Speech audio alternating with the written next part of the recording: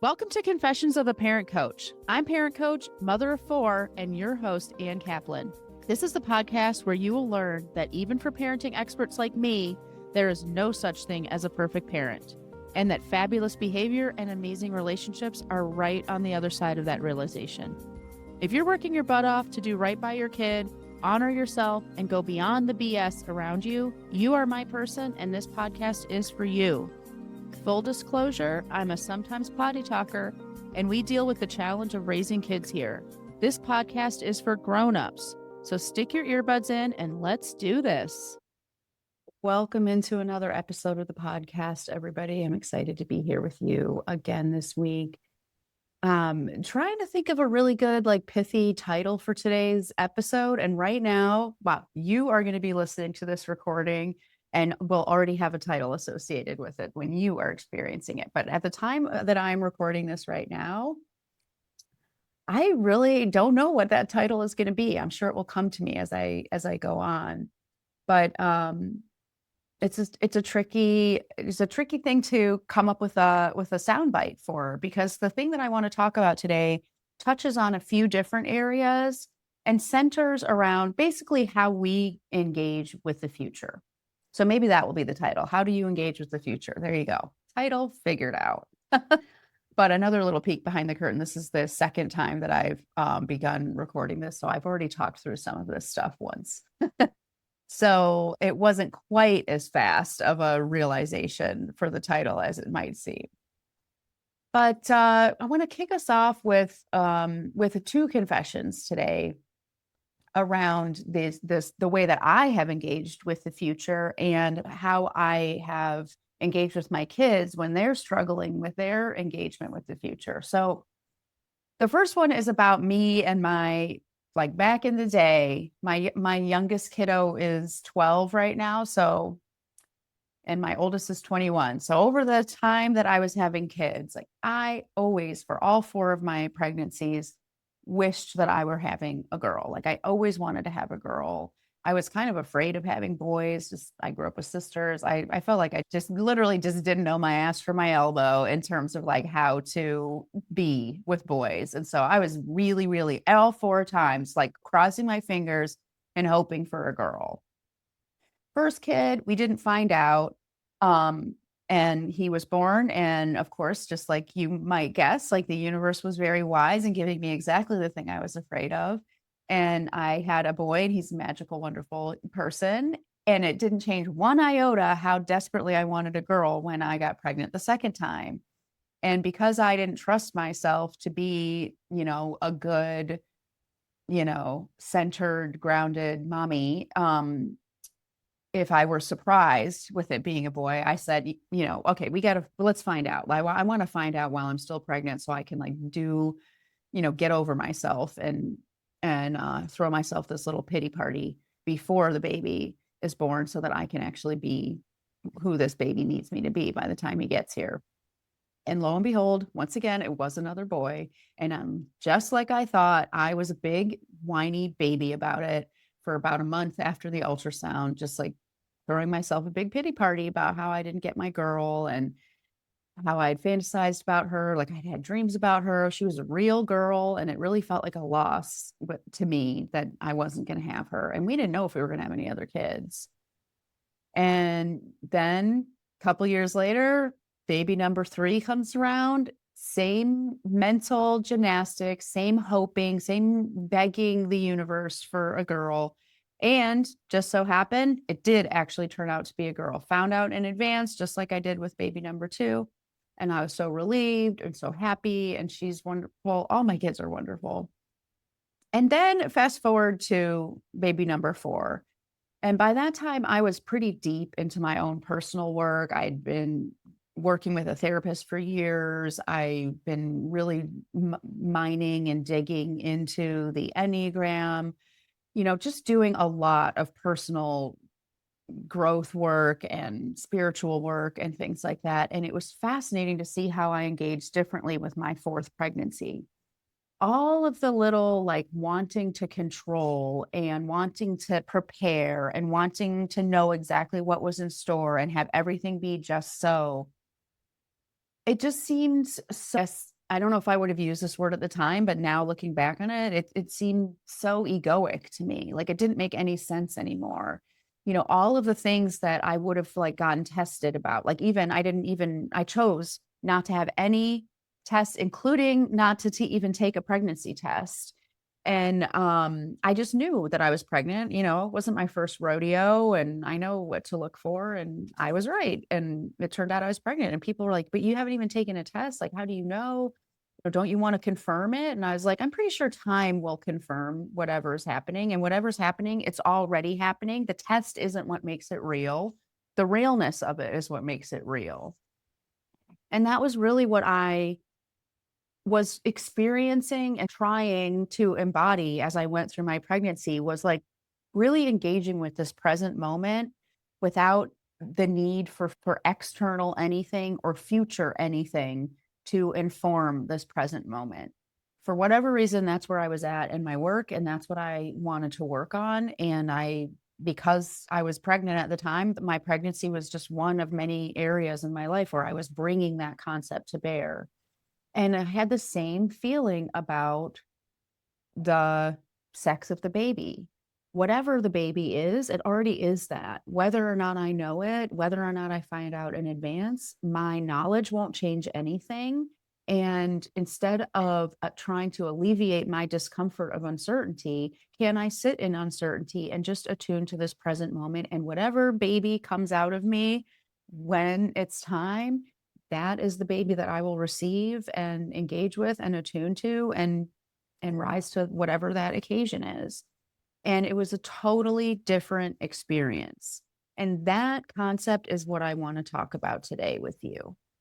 Tell a little bit of a story now about a conversation that I had with some of my girlfriends that kind of once again gets to this idea of like, how do we engage with the future? And one of my girlfriends right now is going through a journey with breast cancer, which very scary it can be, and also something that is navigable and manageable. But in the beginning, when she was just getting tests and stuff like that, she had already had a couple of indication, like screening tests and tests that really indicated that something definitely was awry, and now we're going to confirm this and go further and stuff like that. And I remember we were in this group, and she was talking about how she really wanted to, like, she was just going to think all of these like non-cancery thoughts, because the worst part about all of this, right, is the waiting to find out, waiting to, once again, it's a similar concept, right? It's this like engaging with uncertainty, having to wait to get the test because they couldn't schedule you until Monday. Of course, these kinds of things always happen over a weekend, right? And then, once you take the test, having to wait for the results and all of this stuff. So all of that was happening. And my friend was saying, like, she's like, I'm really just trying to manifest, like everything is benign. It was a false alarm. I'm just thinking that all the time, all the time, all the time. But also you could tell with like understandably good reason, she was stressed out and anxious and worried. Of course she was.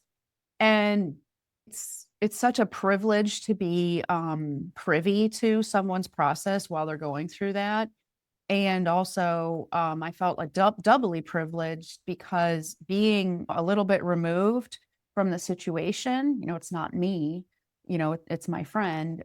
Just that one layer of removal put me in a little bit more of an observational place than I would have been, of course, if it were happening to me. And so I felt really blessed also to just be in that observational state, to be able to kind of witness like, oh, the simultaneous, like the anxiety that my friend was experiencing and what she did with her anxiety, trying to manifest, thinking positive thoughts, hoping for this specific outcome, like really putting her energy into this sort of suspended disbelief or suspended illusion that there's some influence we can have over what is awaiting us. And it brought me back to when I was pregnant the fourth time around, and I just decided to engage with it in this totally different way. And what I came away with when I was thinking about this is almost a freedom that can come from uh, really just engaging with the future as something that is awaiting you, but it's already, prepared. It's already awaiting you. And the way that I kind of tried to describe it to my friend and to myself, to put into words, because I really hadn't before really reflected on it in that capacity, my experience with the pregnancy and stuff. But the way I tried to put it into words is almost like all of the fretting and like trying to engage in the controlling and wishing and hoping and all of that stuff. I was able to let that go because I kind of had this mindset of like, actually, none of that is my job. The table has already been set for me. All my job is to take my seat at the table and engage with whatever is before me. And I can do that. So I don't need to control the outcome of this test. I don't need to have it be a certain result. I don't need this baby to be a certain way. I don't need, I don't need to know now who it's going to be 6 months from now. I don't need any of that stuff because all of that stuff is sort of like, it's like outside of my scope. That's like not part of my job description or my mandate, or, you know, job here on planet Earth. All my job is to do is take my seat at the table. And for me, that was so liberating and freeing. And when I was listening to my friend and I was thinking like whatever is going on right now, it's already going on. And our wishing and hoping and crossing of fingers isn't going to change that.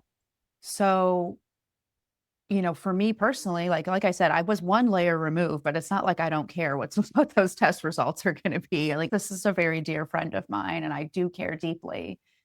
For me, it was liberating and freeing, even in that moment, to not worry about the test results, not worry about what was going to happen to my friend, but just to put my focus on, well, what is my role here? What is my job? My job is to attune to whatever happens to my friend. Maybe it's going to say one thing, and that means that we're all just going to have a party and sigh a huge sigh of relief. Maybe it's going to mean another thing, and it means that, I'm going to be driving over to her house with like a get well soon basket, after she has a procedure. Maybe it is going to be the thing that we're all the most scared of, and that's my role to attune to that too. And whatever has been set on this table, I know that I can take my seat at that table. That's all I need to know. And when I became a coach, I, of course, as you can imagine, have lots of clients who struggle with anxiety, struggle with the future tripping, get into these situations where they want to control or where they start to catastrophize about, well, what if this happens? And how's my kid going to do this in the future? And if he can't do this now, how is he going to do it later? Or whatever. The way that we engage with the future, most of us, is really is mad, crazy making. And I would say it just creates suffering for ourselves, for the people around us. You've all been around somebody who is really controlling, and how does it feel when that person's like that? Well, of course they're doing that because they trying to give themselves a sense of control, because the sense of uncertainty and not being in charge and not being in control is intolerable for them. And so that because they haven't learned to tolerate that, because they can't stay in the present moment, now they're controlling everybody else. That impacts their relationships with all those people, including their children. If we become controlling parents, same deal. We're not living in the present. We're constantly in our minds 10 years in the future, like when this kid is 16 and can't do his homework or something like that, instead of the 6-year-old right in front of us who's actually doing the best he can. And what does this moment require of us? So this kind of predicament of like future tripping, it does not have to be reserved for these, ginormous life moments like not knowing what to expect from a pregnancy or a really, serious biopsy or something like that. This is happening all of the time. We're spending so much of our time in the future, in our minds. In I have yet to see that sort of mindset result in wellness, in connection, in calmness, in compassion, and all of those things. It's just not how human brains work. Future casting is about suffering in lots of ways, even if it's something where we're looking forward to something. Well, that's telling ourselves the future is going to be better than what this is. This moment isn't enough. There's a lack here. If it's something that we're scared of, well, now we're experiencing the horror of this thing that hasn't even happened yet. It doesn't even exist. It might not even happen. Now I'm ruining this present moment with basically living this potential awfulness now. And so now this brings me this concept that I've talked about of like sitting at the table and really basically minding my own business, frankly. Like whatever the future holds, that's none of my business. Whether this baby is a girl or a boy, none of my business.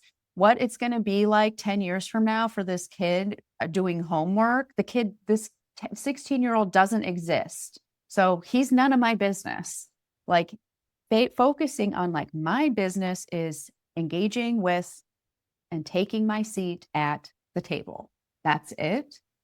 This concept has been a game changer for a lot of my clients. And we talk about it in different ways. And we don't always talk about taking your seat at the table necessarily. But ultimately, what's happening and why that was such a huge, powerful shift for me, and why it's also a pretty powerful shift for a lot of my clients, is because two things are happening. Number one, the focus is on the present instead of the future, which right then and there, being present, bringing presence, bringing conscious awareness, and focusing on just this here and now. We already know this isn't new information to any of you listening out there, that is absolutely centering and grounding to our nervous system. So that's one thing that's happening. But the other thing that's happening is when we are future tripping, we are doing this sort of like wild goose chase to give ourselves a sense of control. And what we're chasing after, it's like fool's gold. Like you'll never get it, but also the thing that you're trying to get, it's not real. It's not actual agency. It's not actual control. It's this sort of like a Band-Aid or temporary high or something like that. But what happens when you start engaging with things in the sense of like whatever is at the table, I am going to sit at the table and take my seat at the table and engage with what's at the table.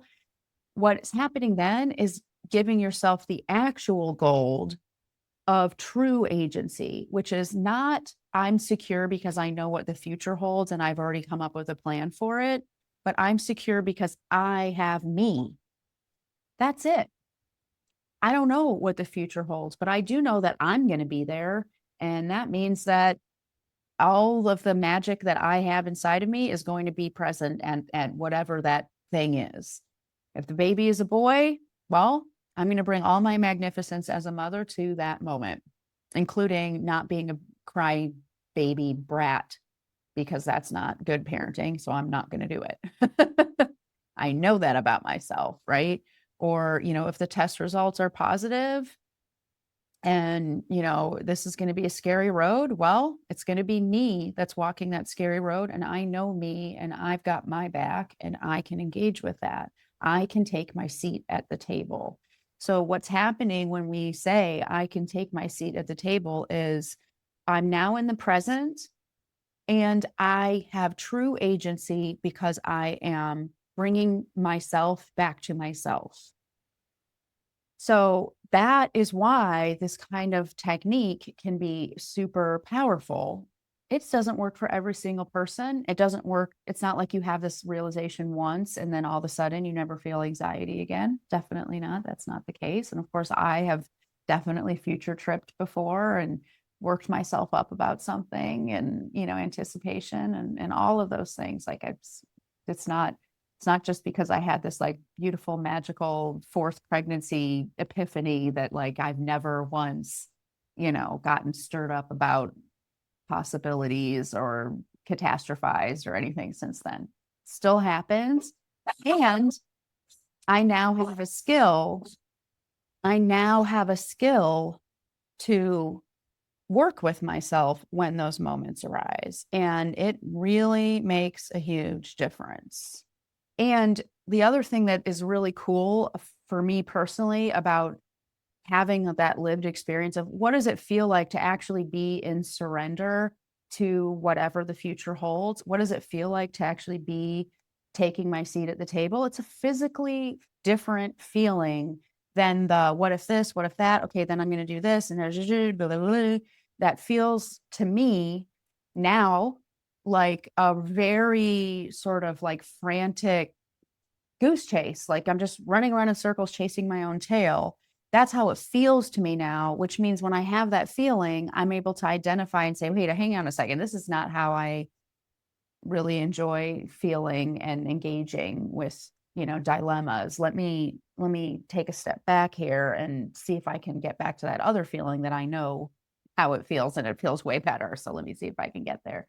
You have that once you have that experiential pendulation between two different states of being, you really can start to identify them quickly and move from one to the other much more effectively. And that definitely is something that has happened to me.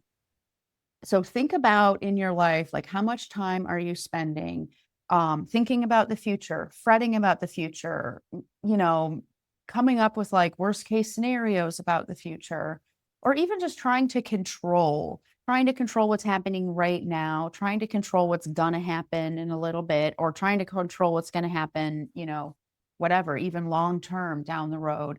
Notice that sensation and ask yourself, like, would I be acting this way if I felt 100% grounded in the fact that I have my own back? I don't need to know what the future holds. All I need to do is take my seat at the table. The table is already set for me. And then the last thing I'm going to just briefly mention, because, I talked about my friend really wanting to like manifest this test result for herself and stuff like that. So I do want to like just acknowledge that idea of manifestation and the law of attraction and things like that. Just because I'm saying like the table's already been set for me, all I need to do is take my seat at it. That doesn't mean that I don't have like who I am today has no impact or ripple effects, going forward. It absolutely does. But the way that things like the law of attraction or manifestation in its purest form really can be impactful and sort of the intent behind them is not about, oh, I really want this thing because I'm afraid of what if I don't have this thing. I really need it to go this way because it would be awful if it went this other way. Or I'm so afraid of this, so I need that. What the energy that we are bringing to our, quote unquote manifestation is fear. It's all fear. And because when we are afraid of something, we are focused on it, even if we make rules about, oh, I'm not allowed to say that out loud, or I'm only allowed to speak positive words, or I'm not allowed to think that way. Good luck trying to control your thoughts. You can't. And that energy is still there. And that energy is a huge driver behind whatever we're doing or saying or feeling or putting out into the world. Being able to say, whatever the future holds, it's none of my business, but I know that I'm going to deal with it and I'm going to, take my seat at the table. That is a really great place to start thinking about the things that you would like without attachment, without desperation, without fear, without anger, without all of those sort of toxic emotions that muddy the waters when we talk about like creating change and affecting change in the world around us as time goes on. So this presence that we're talking about absolutely only makes you more powerful in the impacts that you are going to have down the road.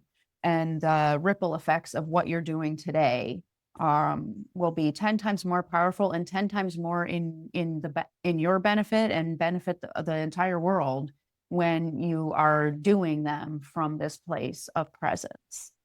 So I hope that there's something in there in this like future casting hoodoo woo woo conversation that we had today.